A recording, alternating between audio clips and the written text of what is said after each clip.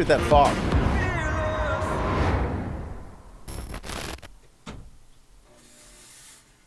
Here we go. Yes, we are live. Are you excited? I am super excited about today's episode, today's training, today's show. We are live. We are broadcasting live from Batch Skip Tracing Studios. This is the real estate investing show with Brent Daniels. We talk about everything from wholesaling real estate investing, and most important, building actual wealth, baby. Building that wealth. Hit that bell. There we go. We're going to have a lot of interaction. We're going to have a lot of energy on this show today. I am telling you, listen, we know here that finding discounted properties is the most proven path to financial freedom. And today's show is all about how most people, 80% of people that are just getting into the business, just becoming a real estate entrepreneur, get their first deal. All right. But before we get into that, I want to get into the right headspace. Okay. I want to get into the right kind of frame of mind. All right. Because I remember as a brand new real estate entrepreneur, Matt, if you could pull up that picture of my licensing, this is great. Here we go. He's going to pull this up. Look at this guy. Look at this young man here, right here. Look at this guy. That was 2004. All right. That's when I first started this journey, when I got my real estate license, and I was so excited. Doesn't show it in this picture here, but we've been doing it a long time. And I was so excited about the idea of finding discounted properties, of finding the diamonds out there that were nobody knew about. They were sitting there. There's opportunities out there, and I was going to absolutely find them. Right. But it took a long time. It took me some time to figure out exactly how to do that. And I want to cut all that time out for you so that you can get right to these opportunities right away. And it reminds me of when I was 22 years old, in this picture here, in that licensing picture there, I remember that I listened to this recording by Earl Nightingale called The Strangest Secret. And I listened to it, and I listened to it, and I listened to it, and I listened to it, and it was absolutely incredible. And it was old school. It was like from the 50s, and he had this deep, gravelly voice. But he talked about this story about Acres of Diamonds, right? Acres of Diamonds by Russell Conwell. And I thought that it was so impactful because the story is there is an African farmer. And in Africa at the time, diamond mines were getting discovered all over the place. So this farmer was like, I need to sell my land, and I need to go, and I got to find one of these mines. And he went out there and he sold his land, and he went out there and he was searching and he was searching and he was searching for these diamond mines, and he just never ended up finding them. Well, kind of the moral of the story was the guy that he sold his land to, his farm to, was walking around, skipping around in the river that was on the land, picked up an ugly rock and put it on his mantle. He thought it was interesting. He thought it was just an interesting, shiny rock. And he had a guy come in one day who was a diamond expert. And that diamond expert looked at this thing on the mantle and says, do you know what that is? Do you know what that is? That is like the biggest diamond that has ever been found. And he's like, are you kidding me? I have these all over the place. So the guy that sold his farm to look for a diamond mine, he already had it. He already owned it. It was there. He just didn't know how to find it. He didn't know how to polish the stone. He didn't know how to discover what it was that he was looking for.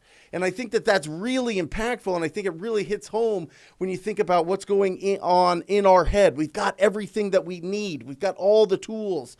We just need to know how to polish the stone. We just need to know how to find those diamonds. And this Acres of Diamonds is just an appropriate title for it, because literally, in our business, the crazy thing is, not only is it a wonderful story about mindset, but it's literal. There is literally acres of diamonds in our community at all times, and they're called distressed properties. All right, look at this. Look at this. Look at this. This is our acres of diamonds. This is it. This right here is our acres of diamonds. I mean, look at this. I mean, you just have so many opportunities to look at these properties. empty pools, right? Stuff just piled up. There's so much. This is our opportunity. This is our acres of diamonds right here. We've got it everywhere in every community around the country. We literally have acres of diamonds. We just have to go out and we have to find them. And that's what leads us to the theme of this show is driving for dollars. All right, this is how most people start out. This is how I got my first deal. This is how the best, the most successful wholesaler, Jamil Damji, just talked about it on our show on Monday, how he was walking for dollars. He saw a sign out in the front and he made a call. That's how we get started. All of these real estate books that we see and all of these YouTube videos that we watch and podcasts that we download, it all comes down to finding distressed property owners, distressed properties, and having a quality conversation with that distressed property owner. And I'm telling you now, in 2021, we have the tools. We have everything we need. There is literally no excuse to finding these diamonds, these acres of diamonds that are sitting there, right there in your community at all times. Listen, when the day comes when every single house in your marketplace, in your city, your county, your zip code, your state, when those are all fixed up, when there's nothing, it's just utopia, then it's done. It's over. But guess what? It is a conveyor belt. That's never going to happen. Properties get older every single day. The elements beat up properties every single day. It'll go on forever. The ability to find discounted properties, to find distressed properties will go on forever. You could do this forever. That's the beauty of this thing. There's no end in sight. There's no, oh, you know what? I'm going to run out of inventory. Oh, there's too much competition. Oh, this, and this. No. That doesn't exist. That's only in your head. In reality, there are acres of diamonds everywhere. Think about it. What does the average diamond sell for? $2,000, $5,000, $10,000, depending on what it is. And we can find deals in the smaller markets, in the less expensive markets that earn us $7,000, $10,000 every single deal, let alone getting into, we average $42,000 a deal in Phoenix right now. Diamonds, diamonds, diamonds, diamonds. They're littered all over the place, but it is our job to go find them. And the advantage you have when you get out into the streets and you start looking, that is your inventory, right? This is your store. What you're looking on the shelves, where is the inventory? Where are these properties that you are going after? Yes, it's fantastic to pull lists. Yes, it's great to filter for distress with probates and pre-foreclosures and inherited properties and whatever, tired landlords, right? That's fantastic. But we could literally go out and find distressed properties right now with like zero budget to like $60 a month. I mean, that's how phenomenal it is. And that's how, over time, our business has evolved to be able to give us the tools to be able to do that. Mike, do you remember listening to Earl Nightingale's Strangest Secret? I mean, it's absolutely incredible. I mean, it's an incredible, incredible thing. We'll put a link up to it afterwards, but let's stay focused here because I'm going to show you best practices for driving for dollars. Not only that, but we have phenomenal guests that are going to be coming on at the top of the hour. I got Matt Kemp from Deal Machine going to talk to you about best practices. And with Deal Machine being the biggest driving for dollars app, they have all the data. You do not want to miss this.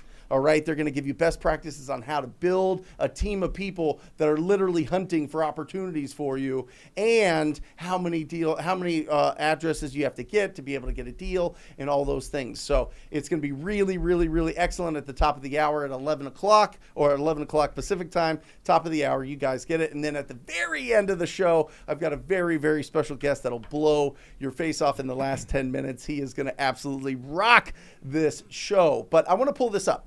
I want to pull this. Will you pull up that? No, the other one, Matt. The one that has the chart on it. Yeah, here we go. Now take a look at this. This is really interesting. This is, and you can pull me off here so that everybody can see. Look at this. Now, this is very, very, very interesting. With all of the data that Deal Machine has, they're looking at it like this. They go, okay, based on the price of the property, how many addresses do you have to how many addresses do you have to find to be able to, and market to, whether it be direct mail or whether it be calling, to be able to get a deal, right? And if you're at $150,000 average for the value of those properties, it's about 300. Now you can see way up in California where they have an average price of 650,000, that is you need to get 1,500 addresses. All right. And that's really, really, really important to know. Everybody on Instagram, I say hello to you guys. Thank you for joining. TTP, I got you. Make sure that you celebrate and let us know any deals that you have. Get on here. But listen, 300 to 1,500 addresses to get a deal if you are marketing to those people, if you are trying to get a hold of those. Now, those are stats based on direct mail, and that's based on an average of sending out 3 pieces of direct mail to get in contact with a property owner. But we know everybody watching this, everybody live, everybody watching this recording, everybody that has subscribed to this channel knows that we're not going to wait around for people to call us. We are going to call them. We are going to be proactive. We are going to pick up the phone and we are going to call those property owners and we are going to ask them if they would consider an offer on their property. Now, the second thing is, if you want to be proactive, is just go to the door. You're driving around, you see this property that looks like it needs some love. You go and you knock on the door and you see if they would consider an offer on their property. It's that simple. It's that simple, but it starts with here, right? What is the mental block stopping you from seeing that for rent by owner sign and calling it, that for sale by owner sign and calling it, those bandit signs on the side of the road and calling all those people, right? The people that are flipping properties, picking up the phone, calling all those. As you're driving around, you see all of those things. You see all of those, and you can start really building momentum. It's the 3-second rule. As soon as you see a phone number, you put it into your phone and you call right away. You call right away. And right there, you are in action. Right there, you get the opportunity to have that conversation. And nothing starts until you have that conversation. All right? So getting out in the streets is critical. Now, if you're doing it virtually, Deal Machine has an attachment to the Chrome browser that literally you go on Google Maps and you click properties that are in distress that look like they need some love, and it adds it to your account and you can call them. I mean, listen, there is no excuse. You got to build up your Driving for Dollars list. Every one of my students that has come in, every one of them, I have talked to about this, and that is one of the first things to train on and go after is get your Driving for Dollars list robust. Build it up. Build it up, build it up, build it up, because you are going to be the only one that has that list, and it's going to give you a unbelievable, unique advantage. All right? Hey, so Brent, I feel like that's a big point. So 8 or 10 out of your guys and gals, they're getting their first deal Driving for Dollars, and you just hit something I think that's important. It's because that list is exclusive to them because you're self-compiling it, which means less competition, right? That's it. Yeah. That's it. Not only that, but you know that the property, they have 2 choices. They have 2 choices. Either they invest a ton of money into this property or they have to sell it as is to a cash investor. Fact is, banks, traditional banks, the condition of the property matters to traditional conventional banks. They're not going to lend on properties that need significant rehab. Plus, if you're doing an FHA loan or a VA loan, they literally have FHA and VA inspections within the appraisal that have to be met to get that loan, because you're only putting 0% down on some VA loans to 1% to 3.5% on FHA loans, whatever. We're getting in the weeds, but they just won't lend on it. So they have 2 choices: sell it cash as is or fix it up themselves, which most of them do not have the capital to be able to do that. They don't have the money to be able to invest in their properties to fix them up. Make sense? Yeah, because your list, these are the worst properties in the neighborhoods. That's it. Right? Most of these people don't have the money, right? And they can't sell it to a traditional buyer because the banks won't lend on it. Yep. So they have to sell to a cash buyer. That's it. Right? Yeah. That's it.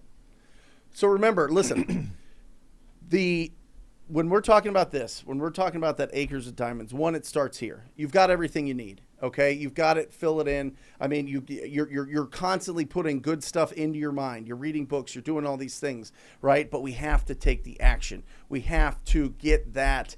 We have to have that conversation and initiate that, whether it's door knocking or calling. Now, if you want to do traditional,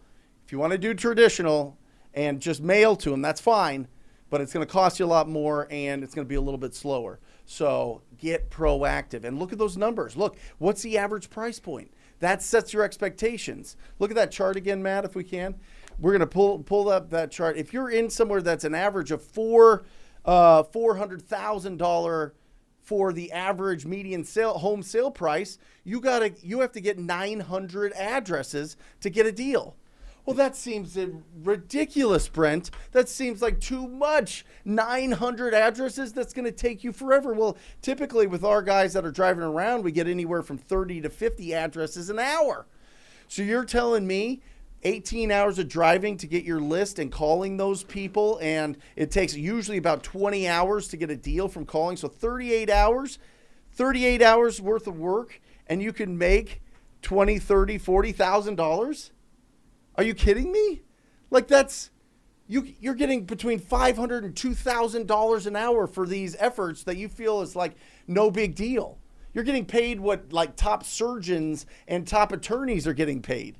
CEOs are getting paid. And you're out just driving around your old car, adding things to your deal machine app.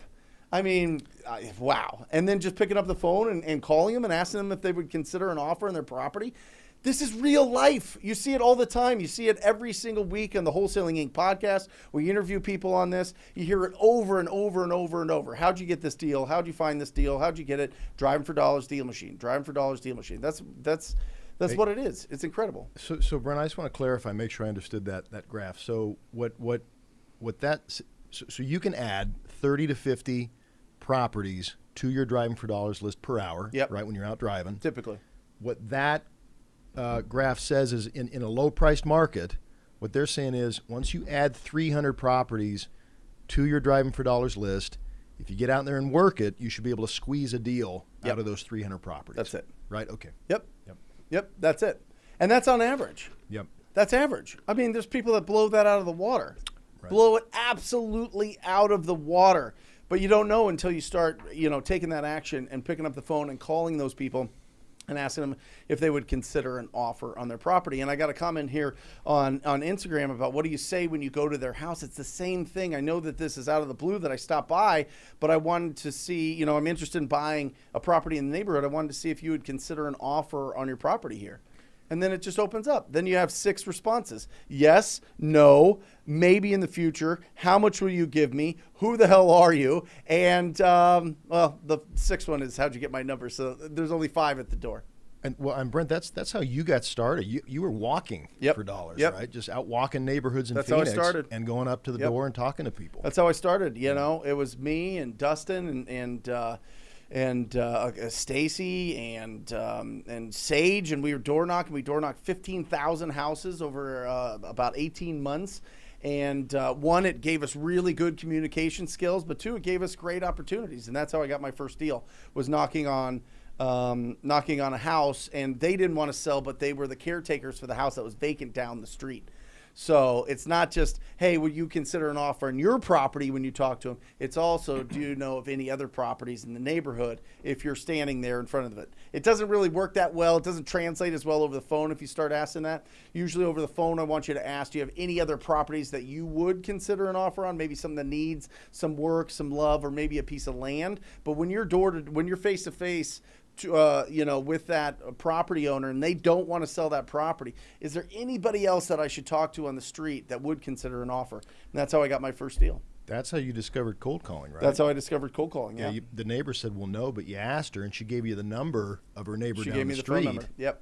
Yeah. Yep. I knocked on her door and she gave me the phone number for the neighbor, and I learned that the secret key to finding deals was getting accurate phone numbers for the properties that we go after. And at the time, we had a account, the brokerage had an account with a company called LexisNexis, and since then, batch skip tracing has taken over. Batch skip tracing has opened it up to everybody in the community.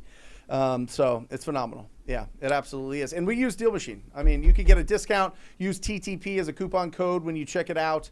They're just, listen, they're the biggest. They spend the most money on the technology, and it's the smoothest. So that's just a fact. Hey, dude, what people might not have noticed, Matt, get that picture of 24-year-old Brent up. What people may not know. No. Well, that could go too. Look at those guys. But check this out. Look at those guys. That's me and Mike there. What people might not know is you used to have straight hair. Yeah. Until you went on, was it your honeymoon to Hawaii? No, I went to Hawaii and my hair went curly. And your hair went crazy, and now it's curly. Now it's curly. How's that happen? I don't know. Genetics. I don't know. It just kicked in at some point. Yep. But let's pull this up because I think that there's going to be some questions on what do we look for when we're driving for dollars.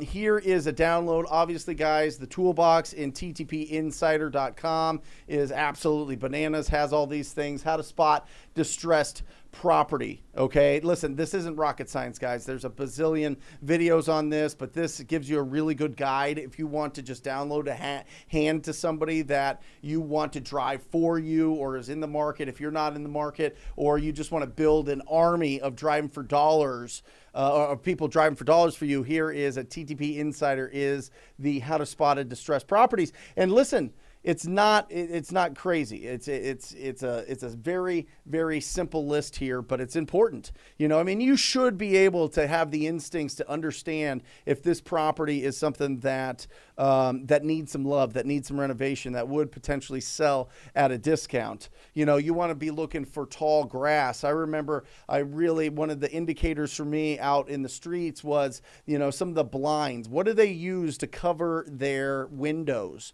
right? Is it an old ratty sheets? Is it those old 1-inch plastic blinds that turn, you know, super yellow over time and they get beat up and dogs rip through them and kids rip through them? And there's aluminum foil on the windows. You look at the roof and the roof is beat up. You look at the eaves and the eaves are kind of falling apart. You look in warmer states, you look at the air conditioner on the top of the house and see if that one's old or if it's looking newer. That's a really good indication of whether or not they're putting money into that property. You're looking for cars and junk and things just sitting around. One thing that I thought that you put on here, Mike, that was brilliant is overflowing mailboxes, right? Newspapers stacked up at the front of the house, in front of the front door. All of these things are really good indicators. We should add Christmas lights in July. Christmas lights, yeah. Christmas lights, I mean, just decorative.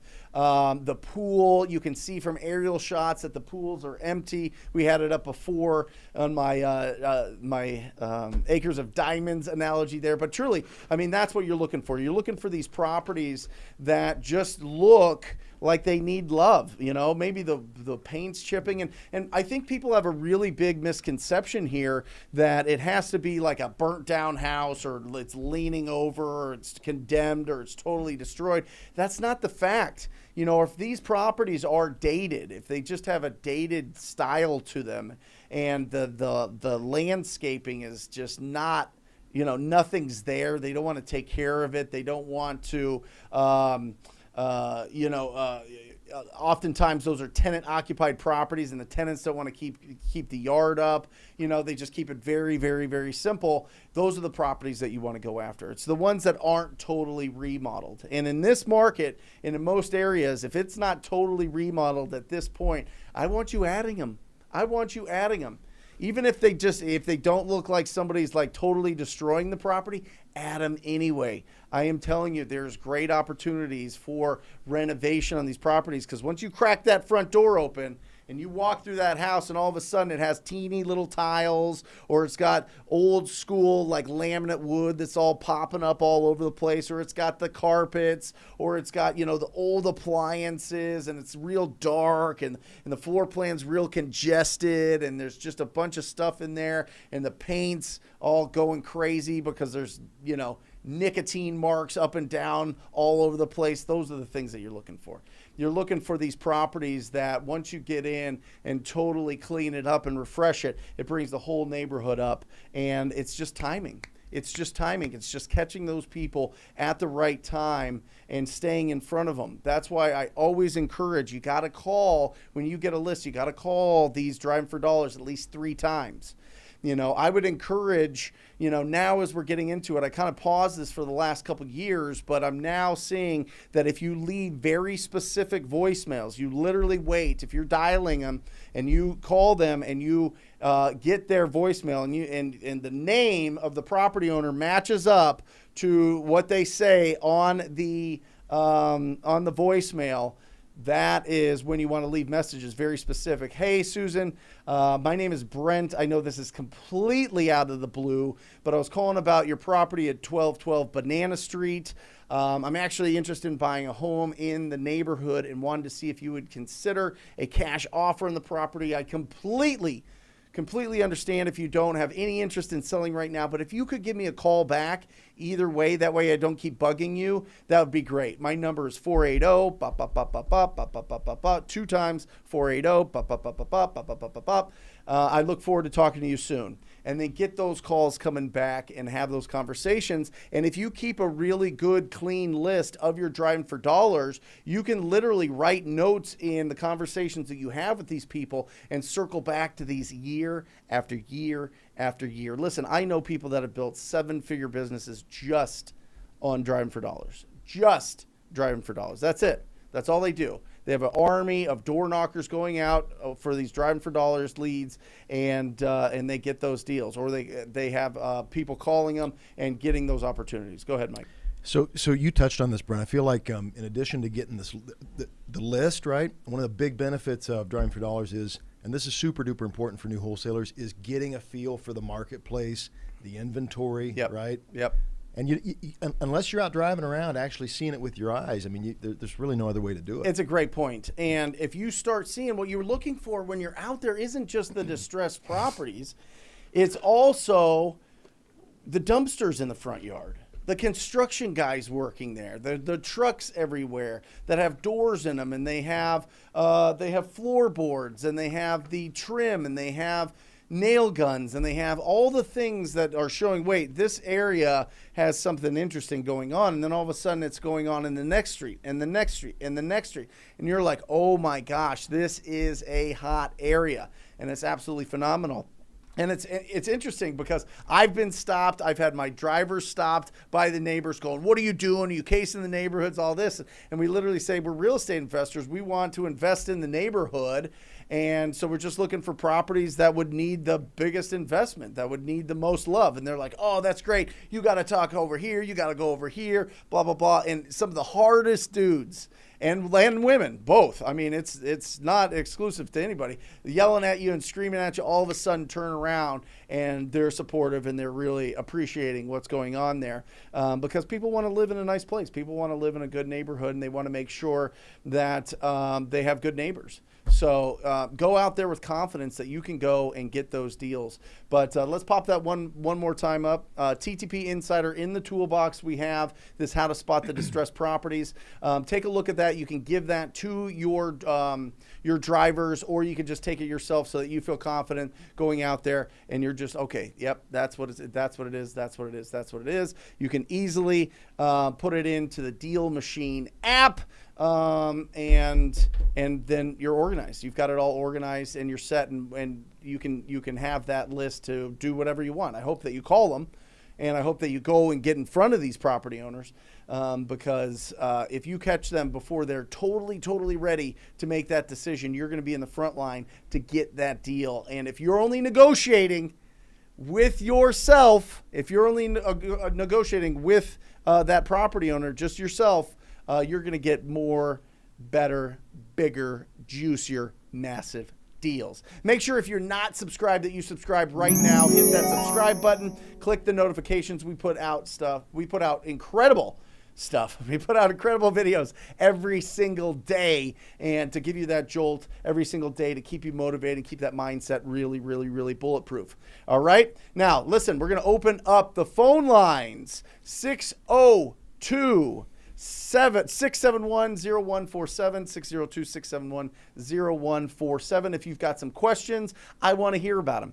I'm getting off, like, this is my little stage here. I'm going to get off of the Driving for Dollars, and we can certainly open it up to any questions about it. But this is your show, guys. If you have questions, make sure that you're putting them in the comments section. Everybody on Instagram, Alejandra is running that, and we'll put it to the guys so that we can answer questions there. But whatever questions you have about Driving for Dollars, about wholesaling, about fix and flip, about real estate investing, about financial literacy, about whatever, a deal. Let's comp a deal. Let's look at a deal. I'd love to do that. I'd love to hear some successes. If you have locked up a deal, I want to ring this bell here and celebrate you, because you are incredible. You are going out there and you are not just sitting by and just like totally locked up with analysis paralysis, whatever it is.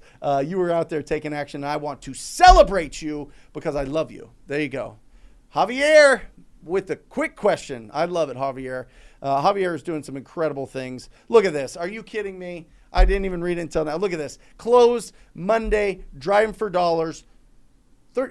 What's the average? What does the average teacher make? What does the average, nurse make and police officer make? Probably about that. Yeah, $30,000. $30,000 Driving for Dollars is his main lead source. Absolutely incredible. I just want to mention, Brent, when you're working with a new wholesaler, most of these guys and gals are starting part-time. Yep. And just a simple, like the cornerstone of their weekly schedule is ideally 3 hours on the phones talking to people and an hour out driving for dollars, getting a feel for the areas, adding stuff to your list. Yeah, if you go back and you look, Mike, and we'll do an episode on this live show of what to do in the first 30 days. Right. But we have an incredible training on what to do with your first 90-day action plan on this channel, and it talks about that. It talks about building up your list so that you have enough people to call, and making sure that you're going after the most likely people to do business with you, and that's the Driving for Dollars list. I mean, if you want to know if somebody's in distress, you just go out into the streets. It's acres of diamonds literally out there. JVC just did $30,000.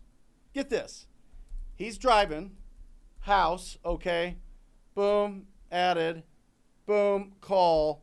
Would you consider an offer? Yes. Okay, great. Boom, done. $30,000. Oh, Brent, that's too simple. You're being too simple about it. That's what it is. That is what it is. I don't know why my voice went so high there. That was exciting, but that's what it is. That's what it is. What it is just finding ugly houses and calling the owners and seeing if they want to sell it. And it's really interesting to me. I would say most of the people that have these Driving for Dollars properties are tired landlords, which is very, very interesting, think about this, guys. Okay, wait. If most of our deals are coming from tired landlords, well, aren't they real estate investors? Don't we all want to be real estate investors? Well, what mistake did they make? Or maybe, they just bought this property and they just bought it for depreciation and a little bit of cash flow. But if you look at the numbers on it, if they're not keeping up this property and investing capital into this property and buying in really good areas that are appreciating, they're not making money on their investment property. What they are doing is they're adding a lot of stress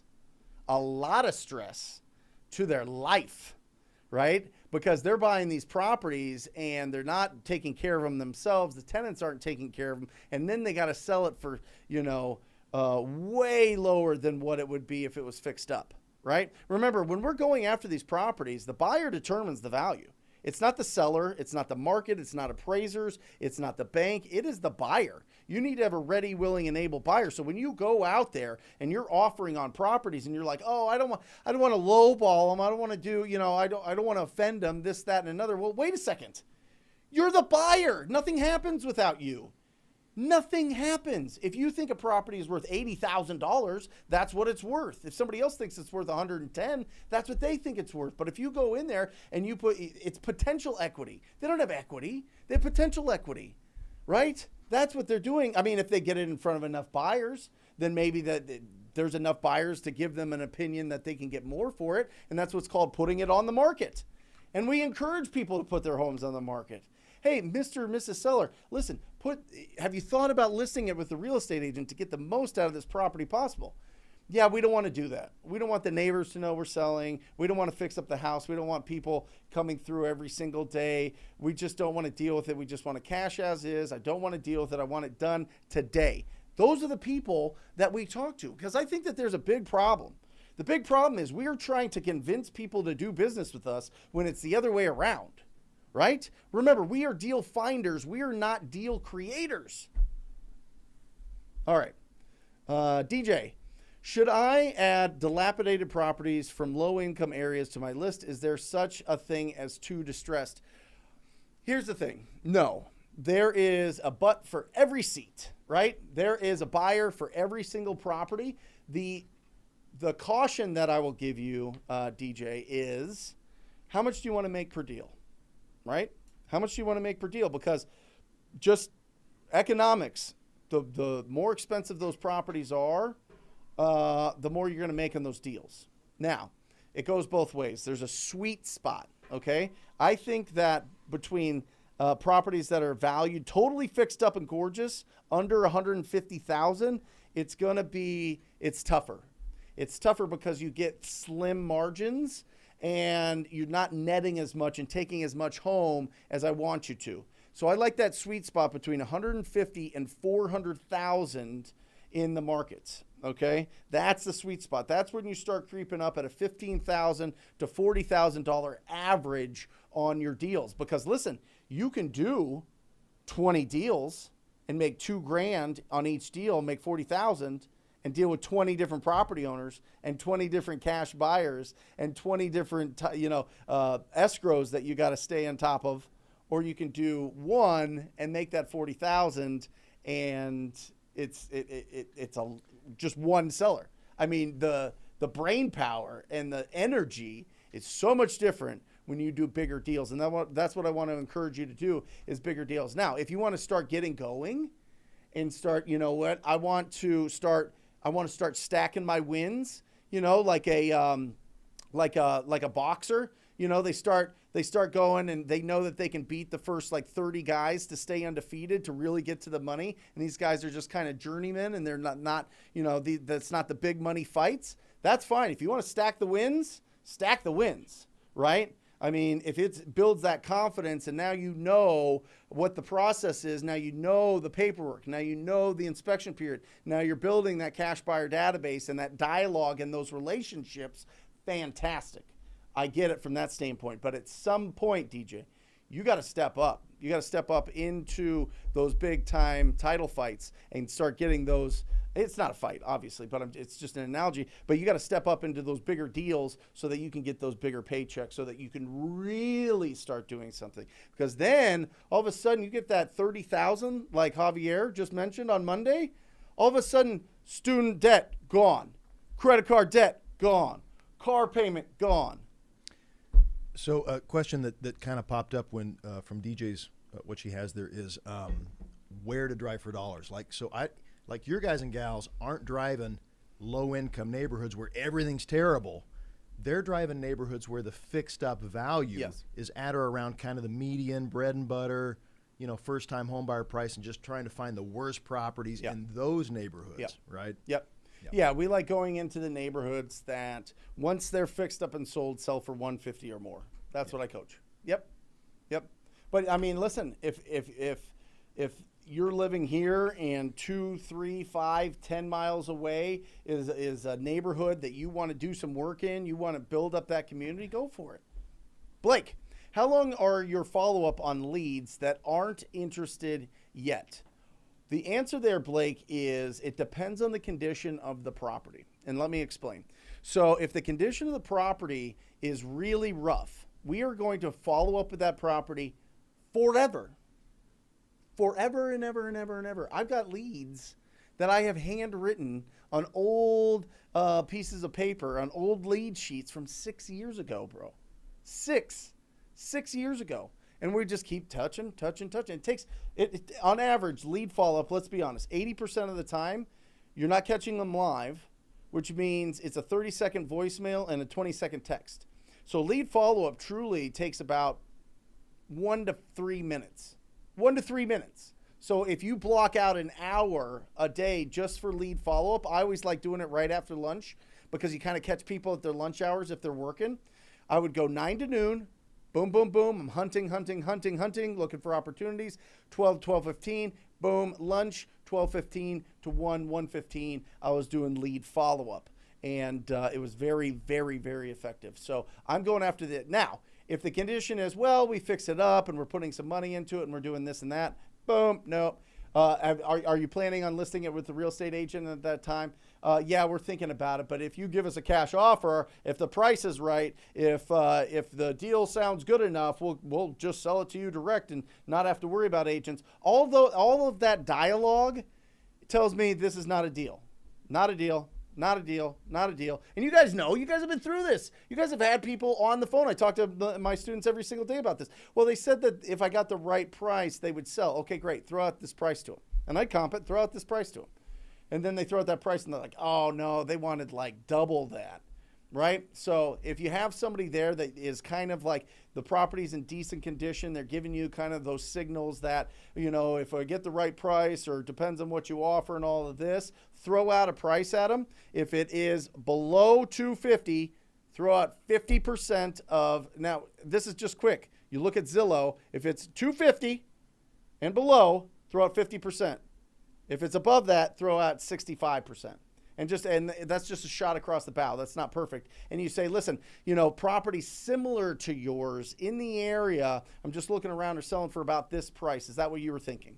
Right? You see how we did that? See how we opened it up? It didn't go, hey, Joe, I can give you $75,000. You take it or leave it, right? No. Hey, listen, your neighbors are selling for around $75,000 in similar condition. Is that what you would consider? Are you kidding me? I would never. Boom. Now you move on. See, I think that we have this fear. We have this fear that if this isn't a real lead, then what am I doing? I have this fear that if I don't have enough leads, then I'm never going to be successful. It's not about the leads. It's about closing deals. Get rid of people that'll never do business with you. We talk to thousands and thousands. I mean, it's incredible how many people to get down to just that deal with somebody that'll work with you. But you get through it. I'm telling you, you get that thick rhino skin. We talk about it. The rhino tribe up there. We talk about, well, you can kind of see the rhino. There's a rhino there. Boom. We talk about having that thick skin and just moving forward, just pushing forward, just being proactive, not worrying about all of these things that don't really matter. You know what matters? The people in your life that know you. Now, if they're starting to reject you, you've got something to work on. But if people that don't know you are rejecting you, move on. Guess what? Next. They just don't need you right now. But keep following up with them forever. If it's a rough condition, I don't care if they tell you they'll never sell it. Call them once a year. Call them twice a year. See if they would consider. Good question, Blake. We got Isiah on the phone. Isiah, you there, bud?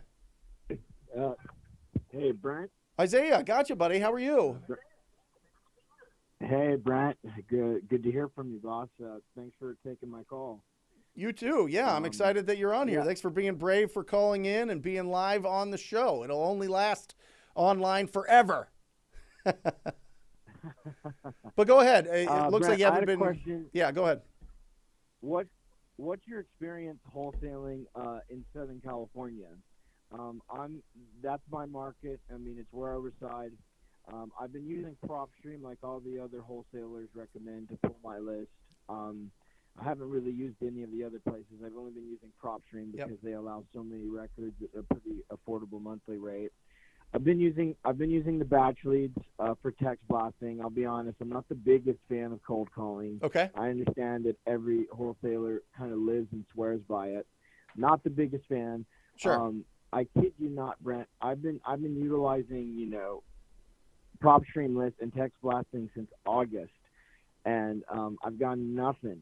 Yeah. And I'm just kind of wondering, I don't know. I mean, I know for a fact Southern California is obviously probably, a crazy competitive market. I'm not sure if it's like Phoenix, but I know it's definitely got to be up there with Phoenix. So I was just kind of wondering what's your advice because there's no way, because there's even some wholesalers who even advocate trying to wholesale on market properties, but even people whose properties are distressed from the sellers I've talked to, some of them are even getting close to retail when the home needs work. And I'm just like, oh my gosh, there's no way I can compete with that. Yeah.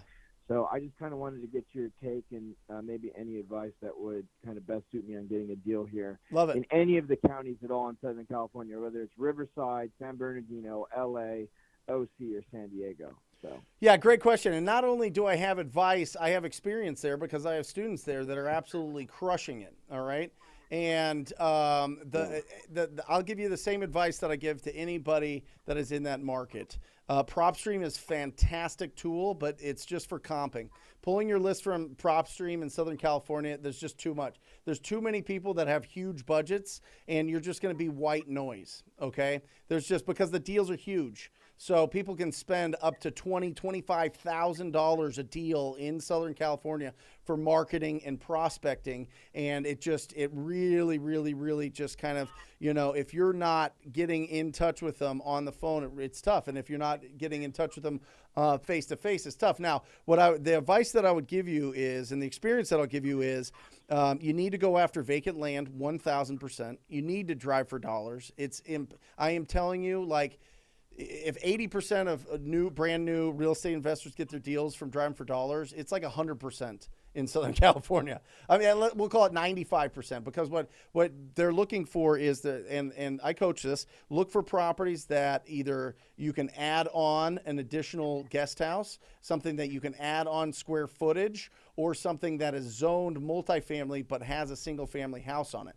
So you got to start getting creative in Southern California and looking for those opportunities where, maybe not a lot of people are going after them. Even if you get retail for them, or you're locking it up for retail and putting them in front of your cash buyers are looking to do value adds. So it might be retail in its condition now, but if you add a guest house, you add square footage to it, all of a sudden it's worth, $400,000, $500,000, $600,000 more. It costs them $200 on average, $200 to $300, depending on the area, to build in that area, but they get $600 to $800 a square foot. So you're looking for value add opportunities, Isiah. That's what you're looking for, and you're looking for land and any distressed multifamily. That's where they're having the most success, is distressed multifamily or just older multifamily, and play around with the numbers, brother. You could give somebody, if it has opportunity, if it has potential, you could give somebody retail. You can give them Zillow prices. That's what people are doing in my program, and they're still making 30, 40, 50 on top of it. Wait a minute. You have people who are who are wholesaling it at the Zillow price? Yes. Every day. What? Yep. Whoa. Bro, there's no inventory. Okay, no, that's good to know. There's no inventory. Remember, you live in an area where people value potential. It doesn't even have to exist. They value potential. They see, okay, I could buy that property there. I'm going to snatch it up. I'm going to put another 1,000 square foot on it, and it's going to be worth another, $800,000 more than I bought it for. Yeah, potential. Just look for properties that you can build on. I know you were saying that PropStream is kind of like you were saying white noise to some of the potential sellers because of the people with big budgets. Yeah. So like you said, it's better for comping. So that being said, like you said, driving for dollars, I've done that. Unfortunately, didn't really have any luck in terms of getting hold of the owners. But where would you recommend, I guess, pulling a list? If since like you said, PropStream is kind of white noise. Yeah, I mean, you just got to get creative. You got to pull land. You can look at if the counties are recording their liens. Some of the liens that people get on properties for code violations, or for contractors' liens, or for judgments, or for tax liens. Anything that shows distress. You could pull those, but I would highly, highly, highly point you towards building up that robust driving for dollars and putting anything that's dated, anything that is a vacant lot, and anything that you see. You could see, you're driving down the street, you see properties that have guest houses behind them, and then you see properties that don't. Well, if they're on the street and there's guest houses before, typically you can put them on now. It depends. Maybe they were grandfathered in, but for the most part, you can add to that property, and that's what people are looking for. And then the other thing is you need to get into the pocket of your cash buyers and say, what exactly are you looking for? And I'm going to find it. and what prices, because you'll be shocked if you go and you say, and this is easy, just go drive around in the streets, find where there's dumpsters, find where there's contractors, go up there and talk to them, see if you can get the contact of the owner, or just skip trace them and talk to the owner of the property and just say, what are you looking for? And talk to the real estate agents around there. What are you looking for? What are people buying these properties at? How can I help you source these deals? And they could say, listen, if you can get this person, this house, that, they all have these things like red blocked out, and they're trying to get a hold of the property owner. If you can get a hold of them and bring them to them, you're going to win. But you have to be more hand in glove with your cash buyers in Southern California. Brent, I really appreciate all the insight, boss. Thank you so much. You got it, Isiah. You got it. Just stay and listen. I know that you don't. I know that it's not like your energy and vibe to pick up the phone and call, but I think that if you start with like 15 minutes a day and then build it a little bit and build it a little bit, it's going to open up so many other doors. And it's going to challenge you, and it's going to scare you, and everything on that other side of that door that you open up that frightens, or maybe it just annoys you or whatever, it just makes you a more versatile real estate investor. It makes you a more versatile communicator. And that is something that'll last forever. And that's something that, the return on investment of that is infinite. So I would just say, get into that mode, and you're going to feel a lot better about the actions that you're taking.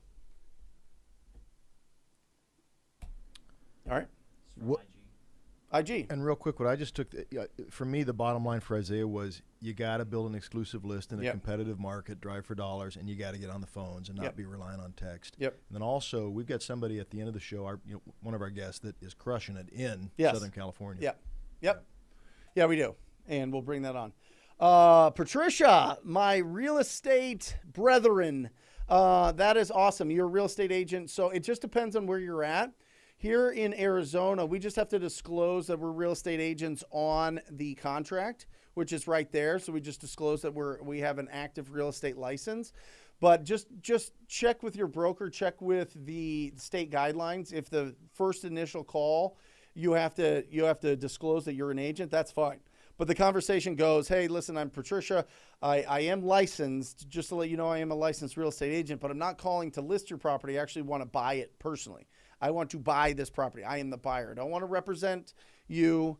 I just want to see if you would consider an offer on the property there, and that'll really melt the confusion, because unfortunately in the traditional business, people, real estate agents call that, hey, I got a buyer for the property, but they really don't.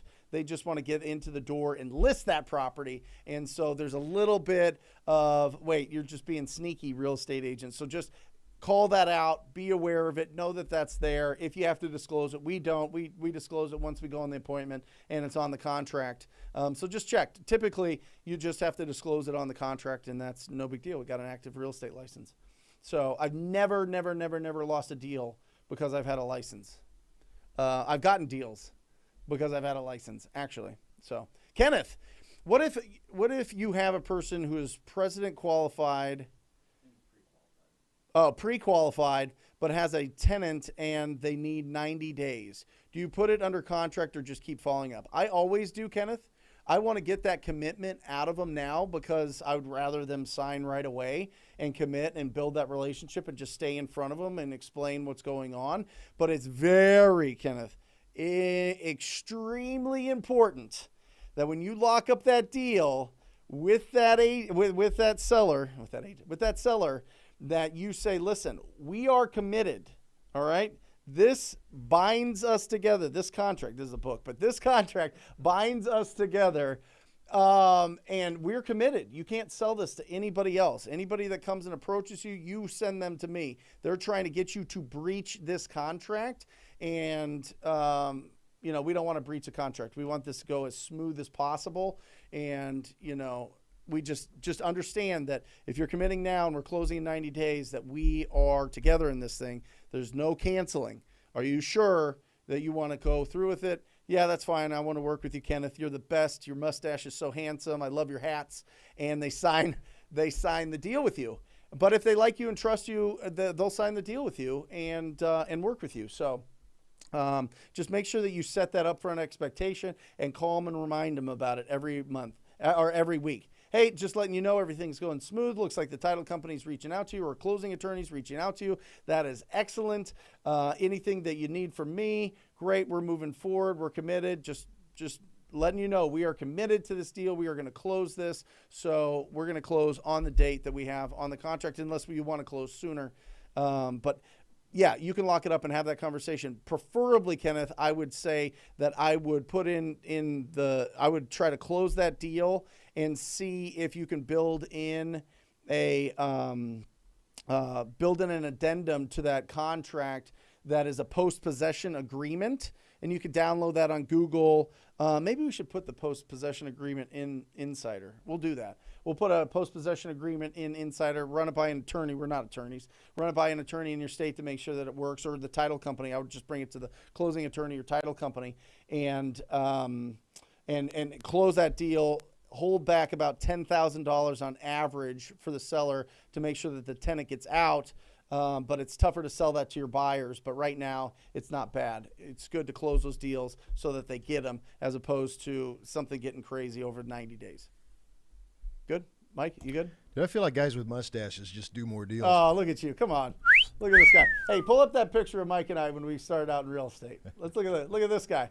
Can you believe this? Look at these young men. That's the suit days. You remember the suit days? Oh my yeah. Gosh. I am so happy to not have to. The dry cleaning bills were just absolutely bananas. Instagram, you got to be on the YouTube channel right now. We're putting on some really awesome, amazing memory lane pictures here. Efren, awesome. TTP, you're the man, brother. You and Max helped me bring in $55K on our first deal. Come on. I assume DVD means driving for dollars. So, boom. Efren, that is absolutely incredible. $55,000. Well, Brent, I heard that driving for dollars doesn't work in my market. I have been driving for dollars. I have 50 addresses, and I've called them all, and I still don't have a deal. Listen, guys, here's facts. I'm not. These are real, incredible wholesalers from around the country posting their results from driving for dollars. This isn't fantasy. This is real life.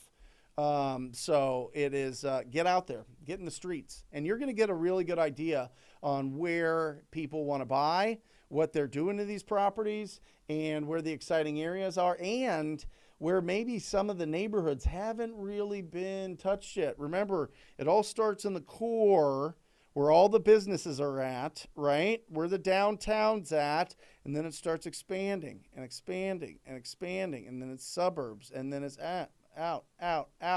You know, how far out is the bubble going in your market? Can you get there beforehand? Is there opportunities there? You can certainly satellite map it, but it's a different deal when you get there and you put your hands on it and you're driving around. So don't forget, guys, in 3 minutes, we're getting best practices for driving for dollars, and it's just going to take this show to the next level with Matt Kemp. He's going to give us all of the information that you're looking for and some of the best. And by the way, once he pops on here, don't just stop the questions. I mean, ask him the questions. That's what he's here for, again. And so that we'll go with Matt for 15, 20 minutes and get some really, really exciting information and instruction to you. But don't stop those calls. If you want to pause it for 10, 15 minutes and then call in, the number is 602-671-0147, 602-671-0147. Do give any type of handout to neighbors with your contact info. Freddie, try it. I mean, try it. We used to have all these flyers. I went to Staples, and we had this, it was like a binder, right? Not a binder, but like a clipboard, and it would open up. And in it had our business cards, had flyers, had all that stuff. Typically, we didn't leave it, but sometimes we did. If people weren't home, we would put it, write a little handwritten note to call us, and it was just a sticky pad. It was just like a Post-it that was like the vertical kind of like picture size, like 5x8 or something, or 4x6, I think it was. And we would write our name and info, just put it on there and put it on the door. But if you have business cards or if you have flyers that you want to give the neighbors, that's great. But don't hide behind that. Don't be like, I gave out 50 flyers today. Life's good. No, be proactive as well. Remember, that's still a call that needs to come back into you as opposed to you making that call. Remember, we want freedom of schedule, baby. We want freedom of schedule. From the day we were born to the day we die, we've only got a certain amount of time. Oh my gosh, imagine if you were able to control that. We're so programmed because we had to get up and we had to go to preschool and we had to get up and we had to go to elementary school and then junior high and middle school and high school and college. And then we had to get up and go to work every single day, and we're all programmed. How about you open up the schedule? How about you taste that freedom of schedule? Woo, that's what it's. How about you get to do whatever you want when you want to, if you put in enough work? How about that? That's what I'm talking about. That's what we're talking about. You know what I'm talking about, Mike? Yeah, you know. You know what I'm talking about. We're having a lot of fun today. I'm loving that. Let's hit this fog machine before we get Matt on and really pump this thing up. Look at that. Who has a fog machine in real estate? Nobody. That's right. We've got a fog machine. We've got a flamethrower. And we got Matt Kemp from Deal Machine. Is he ready? Here we go. We are here, Matt. We are fired up. Okay. We are fired up. Are you moving him over here, Matt? Hold on. You want me here? Yeah. Am I still talking into this thing? Yeah. Okay. Matt, how are you, buddy? Good. I can barely see you through the. Oh, can you hear me all right? There we go. I can barely see you through the fog. You guys, man, you guys know how to do it right. I wouldn't pick. I wouldn't expect any less. But what an intro. Yeah. So Matt, kind of let people know. So you work for Deal Machine. All right. Correct. And you are the go-to guy when it comes to really taking your driving for dollars to the next level, for explaining best practices. So, and you have your thumb on the pulse of the people that are making the most. I mean, I see the testimonials coming from you guys of people making $300, $600, $1 million a year driving for dollars using the app. It's a wonderful testimonial. But what does it mean to the person that's just starting out? How did those people start out? And then what are you seeing as the evolution of building your list, driving for dollars, and also building your team so that you're not necessarily having to go out and drive for dollars, or if you want to expand into other markets? So how do people start? For sure. Yeah. And I was going to say, Brent, again, thank you for having me on. I know we just came back from another industry event called Collective Genius, where the guy who won best presentation had done, I think it was 70 deals last year using Deal Machine. So we love to be able to tell those success stories and enable you guys to get out there and find deals, make things happen, talk to people, and actually, make deals happen. By the way, Collective Genius, for everybody that doesn't know, costs, I think, $30,000 a year for this mastermind, and it is like the top real estate investors around the country.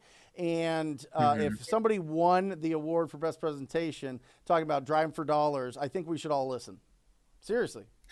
Yeah, for sure. Yeah, and it's the group that we're most involved with and most highly recommend. So yeah, definitely if you're serious about scaling that bit, your real estate investing business, check them out for sure. But to kind of answer your question though, Brent, I mean, I think evolving over time, right now it's just absolutely insane. The on market inventory right now, it's all-time lows. Obviously it's just so crazy to try to find a deal, to try to find a home, like getting out there, even, whether it be the inventory being low or even just institutional investors getting more involved with on market and coming on and just snatching up anything and be willing to pay all cash over asking and just coming in there. Like all of us need to collectively step up our off market game. And, that's where you're going to find deals, is going direct to seller like that. And that's really kind of the thesis of driving for dollars, is saying, hey, one, like, you need to go direct to seller. And then two, you're going to get way more value out of validating with your own eyes that this is a distressed property rather than just like buying some list. So we started the driving for dollars. We started the company around that thesis, and driving for dollars is a method that's been around for decades. But now today it's more valuable than ever, just because of the craziness that is what's going on the market. Well, not only that, but, starting out in 2004, I showed a picture of me and my licensing picture, and I'm just like a stars in my eyes young man. I mean, you literally had to drive around with a pad of paper and write addresses down to properties that you were going to try to get a hold of, and then you would have to knock on the doors. Now, you pull up an app on your phone, and you know if it's vacant, if it's occupied, if it's tenant occupied, how much equity do they have, what the ARV potentially is. I mean, it's absolutely bananas, the tools that we have right now, just to be able to find those opportunities. I mean, it's a shame not to go after these properties. You know what I mean? It's our responsibility to go after these distressed properties and have those conversations with the property owners, because they are that 6 to 10% that we talk about of the market that's in distress at all times. One of the distress is the condition of the property. They don't have the money to fix it up, or they just don't want to. They're just tired of the property, right?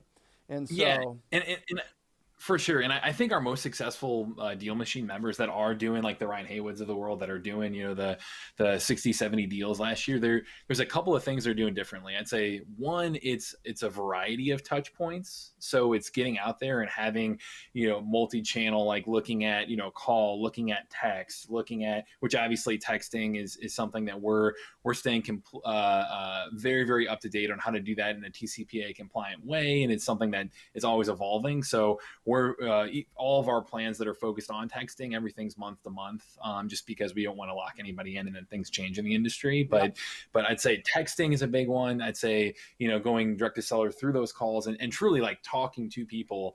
What you guys do, like why we preach your message off the rooftops too, is like, hey, that's what our most successful people are doing. Yeah. So they're getting out there, they're building their list, they're using a variety of different touch points to talk to people. They're using data, like you said, so they're really coming in, and we actually have reinvested in our data. Like I think it was last month we launched a ton of upgrades with our skip tracing, where now you can do our bulk skip tracing 10 times faster than you used to be able to do. We've added a ton of different labels around, like, is it a landline versus mobile? Is it disconnected? Is it do not call? Like really just giving you better data around that particular number. Yep. And our skip tracing is 20% cheaper now than it used to be. So we really realized like, hey, combining driving for dollars with deeper data and putting those two things together is where the magic happens, Yeah. So I'd say that. And then kind of that last thing that you touched on briefly there is building a team to get out there, because you do have to hit a high enough volume and consistently get out there to be able to really land deals. And I know we have really focused on doubling down there. We're like, we just launched our task manager feature, which is focused on you doing that, on assigning tasks to your team, on going out there, and the next iteration of it is going to be able to. How do people, before we get into the features? Yeah, for sure. I could go on a rant for that. So people really don't. Yeah, they might care, but they really don't care. What they really care about is, how do I get people to drive for dollars for me? How do I build an army of people to go out there? What are you seeing? How are people structuring that? I paid my guy hourly, but he was a retired, I've had retirees. It's been fantastic. I put out a Facebook ad, and I said, hey, does anybody have anybody that's retired that wants to make some hourly money finding us real estate opportunities, just driving around in the community? And it was like, I had a ton of opportunities. We picked the sweetest people that we thought were the most reliable, and it's been fantastic.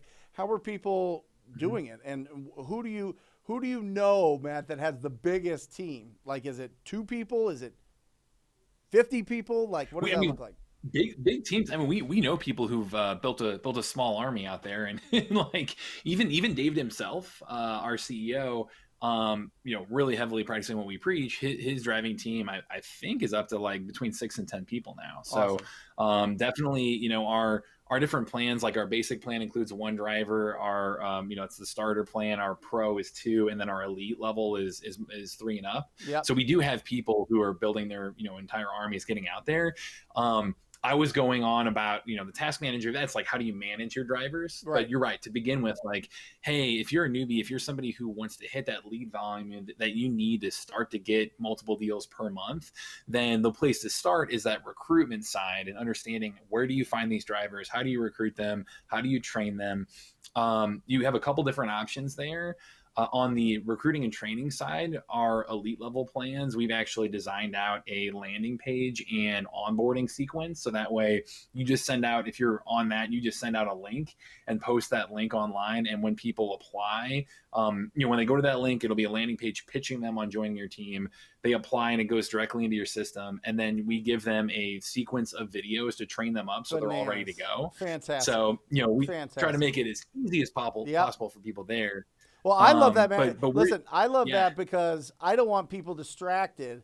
Listen, the fact is, as an entrepreneur, we don't have a boss, which means we don't have accountability, right? Which is a big problem because then creative avoidance creeps into our lives as often as possible, like a little gremlin crawling out from underneath our bed and stopping us from doing income-producing activities. So you're saying you've got it all set up. You got a link, you got a landing page, and you got the training so people don't have to be distracted and get that creative avoidance and stop their business. They can still keep hunting for opportunities and still be building their team. That's what I think is important. 100%. Yeah, for sure. And that would be so at that elite level, that we want to make that really easy, especially because you're going to be doing 3+ drivers, right? So we got to make like you said, have a system in place to be able to make that scalable. I think, if you're just getting started, you're hiring that first driver, where we're seeing people find those drivers. It can be anything from, hey, we have so many people out there now they're Uber drivers, Lyft drivers, Instacart, Amazon, like they're already out there driving. Starting there, I would say you're probably going to be a little more hit and miss. I wouldn't necessarily rely on those people to be a really consistent flow, but of leads. But if you start there, it's not a bad place to start. We've even seen people really pitch to others saying, because there are a lot of people out there now who are interested in real estate investing, and especially with this market, they're like, hey, this is something I should look into. And the idea of mentoring them a little bit and saying, hey, join my deal machine team as a driver first, and I'll teach you the process. You go find me deals. Maybe you even cut them in on a deal, and you can say, hey, this is how you evaluate that deal. Here's how you close that deal. Here's, I'm doing this awesome thing called TTP. Let me teach you about this. Like we got here, that you can kind of use it as a mentoring pitch for people. So, I'd recommend that. And then I'd say the most consistent long-term drivers are usually coming from those job boards where you're posting on like Indeed or a Facebook group or places like that, where it's an active job board. And it's people who already have a mindset of, okay, I'm going to commit to something, not just as a side gig, but on a consistent basis. And that's where we see the drivers stick long-term and even full-time with people. I love it. Now, are people paying them hourly? I was paying hourly, and I did a mix, man. I had 4 people that wanted to spend an hour a week with me just going over their wholesaling business, driving, and that was fantastic. And then COVID hit, so it kind of threw a monkey wrench into that. But but I was just paying hourly. I was paying $15 an hour, which might seem heavy, but it kept them around, and I know how much we make per deal and the returns on there. These deals. Yeah, it's not even close, the return. So are people paying hourly? What is it? Is it market based? Is it is it hourly plus bonus? What does that look like for most people that are building these big 6, 10, 20 person teams big to drive teams for dollars? I think for that first one, especially if you're pitching the mentor route, that's when you have the most opportunity to do a performance based, like, hey, I'll cut you in on the deal, or I'll give you $500 or $1,000 if I land a deal, or whatever the model is there. For the ones that are really scaling and building that bigger team, I think you nailed it. Like it's that $15 an hour hourly focus. And then if you can combine that with a performance based metric, so like 50 cents or $1 for every lead that I actually, that you put in a deal machine and that I verify as a qualified lead and I start marketing to. So, I know that can creep up in terms of hourly cost, but like you said, the return is there. Like do the math on understanding, hey, if I know I need, a couple hundred leads to land my next deal, then reverse engineer that and figure out, okay, if I pay them this much, then it's going to be worth it in the end. Yeah, so. I like that. And always lead with your the revenue, right? You got to be making your income. I Right. see people make the mistake of, well, I'm going to hire like 3 people right away to do my driving for dollars, and I just started and I have a budget of like $5,000, and I'm like, what are you doing? Just go out there, just put in the work yourself, build this thing up. Yep. It's going to be more sustainable, and then once you have the budget to at least put enough away for 3 months worth of that that amount of cost, that expense, then start hiring those people, and then you can start really doing Love something that. special, because it starts building up that your database, and you're calling and you're doing, and everything's flowing, but you've got enough runway to where you don't have to start and stop and hire people and fire people and blah, blah. You know what I mean? And then that just takes up more mental space, and it takes up more time, and that gives us more creative avoidance. So you make sure that if you are going to hire people, make sure that you are already running with this thing, and you're already doing a great job, and you're already bringing in income, and then you can have that sustainable, and they can drive for you forever. I mean, it's incredible. Yeah. I mean, I love the mindset you put people in there, Brent, where you're saying, hey, have 3 months runway, where, like, hey, this is a long-term strategy. This is something where we're going to start to need to get quantity of leads in there, and that's where your next deal is going to come from. So don't just do this for a month. Like, build systems that you're thinking longer term. Yep. And investing in yourself. And I think starting yourself driving for dollars for sure is what we always recommend, because then you're going to be able to coach people easier. You're going to be able to train them up easier. When you hit that next level where you start to figure out, okay, I want to bring on my first couple drivers. We also recommend doing some kind of shorter term trial with them. Awesome. So if you're, like, for example, bring on like 2 to 5 drivers and say, hey, I'll pay you $20 to put in your first 20 properties. And just seeing how hungry they are, how ready they are to get after it, how good of a job they do, how many questions they ask you, like you'll see pretty quickly the first couple emerge, or the first one stand out from the pack. Yep. And based on that, you can then hire that full-time driver and kind of come into it with a short trial mindset too. Love it. Do we have questions for Matt? Anything that's popped up, or did he just crush it? There you go. Here we go. Freddie puts on, how often do you go back and drive the same areas? Great question. Great question. Yeah. So in terms of best practices for people using Deal Machine, we actually, if you're, on our pro level plan, you can, you track your route. So you'll see exactly where you're driving. A green line will pop up for you and your drivers. So you'll be able to see where they're going within whatever city you're investing in. It turns green at first, but at 6 months, it turns yellow. And then at a year, it turns red. Awesome. So you'll be able to look at that map and just see right away, hey, has it been a while since I was over here? Has it been a while since I'm over there? So all that's automated for you. We make it real easy. And then on top of that, I look at and understand, what's working and what's not working. So when you land those deals, look at what areas are doing well and what are those common things you are doing to find those properties. How did you reach out to them? And really kind of reverse engineer what worked well and do more of that. So I'd say pay attention to the colors, get out there. I mean, even it's every 6 months when it turns yellow, I think that's not a bad time to get back out there, and then really focus on those areas that you're doing really well and landing consistent deals in. I love it. I love it. Matt, thank you so much for jumping on here. I think that we're good with questions. We are going to keep rolling with this. Thank you so much. I mean, cool.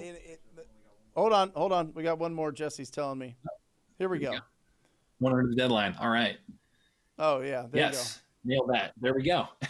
Yeah. So, Brent, I always have a great time on, man. I appreciate, you having me on, and Daniel. Yes, it does. That route tracking would be our pro level member and up.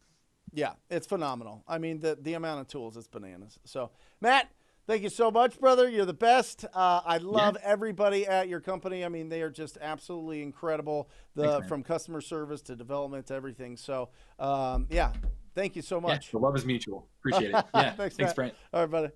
Yeah, guys, listen, Mike, how crazy is that?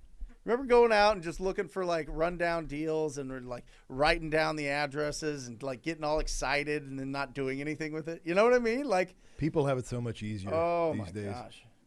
We're like the old guys. Oh, yeah. You were like the old guys just sitting there. Oh, man, that's hilarious. But honestly, phenomenal tool. for the cost. I mean, you get it for $10 cheaper with the TTP code. It's the biggest discount that they give because they love all the people. The people actually stick around that use that code and are really doing the business. So it's something that we use every single day in our business and go after. We call them and text them and go after them. And maybe we'll start door knocking. It just depends. Darnell asks, would you suggest to create a buyer's list before calling the sellers? In this market, I would not. Okay, let me explain why. If you find a deal anywhere, it's going to be a feeding frenzy. Okay, so I get it. I understand where you're coming from. I understand that there's a certain amount of confidence that comes with knowing if you lock up a deal, it is going to be sold. But I think that if you follow the principles that we have on this channel of making sure that you're going and getting these properties at the right price with the right terms, you're going to get that deal sold. So I think that you can do, I don't think it's either or, Darnell. I really don't. I think that you can spend 30, 45 minutes a day or 15 minutes or whatever it is as you're starting to build this up to reach out to 5 real estate agents a day. I think that you can do that. You can go on Google and you go on Zillow and find the people that are flipping properties. At the very bottom, don't look at the one that's in the middle of the page on Zillow, but at the very bottom, or Redfin. Redfin's fantastic. I actually like Redfin better. Anyway, all the way down, it'll have the contact information for that listing agent. You could call them up or Google their name and have a conversation with them and see if they're buying more in that area. But it's a lot easier to have a conversation with real estate agents, investors, people that want to buy to live in that area, people that want to flip or add to their rental portfolio. It's a whole lot easier having a conversation, talking about selling them properties if you have a property. You know what I mean? It's like, hey, you know what? I want to sell this sandwich, and it's the best sandwich ever. Would you like to buy this sandwich? Yeah, I'd like to buy it. It sounds amazing. Well, I don't have the sandwich.